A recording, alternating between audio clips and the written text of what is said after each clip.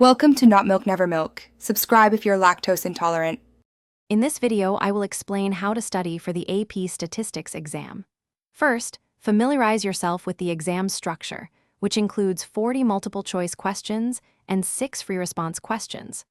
The multiple-choice section accounts for 50% of your score, and the free response section makes up the other 50%. Knowing this breakdown helps you allocate your study time effectively. Let's dive into the core strategies for success. To truly master AP Statistics, you must deeply understand the core concepts. Don't just memorize formulas, grasp the why behind each statistical method.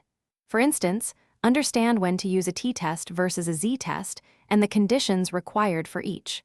Review topics like probability, sampling distributions, and hypothesis testing thoroughly.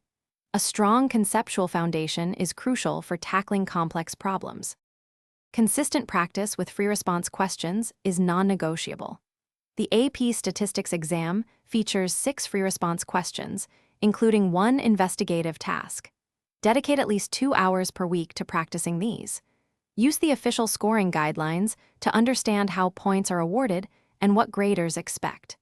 This helps you refine your explanations and ensure you address all parts of each question comprehensively.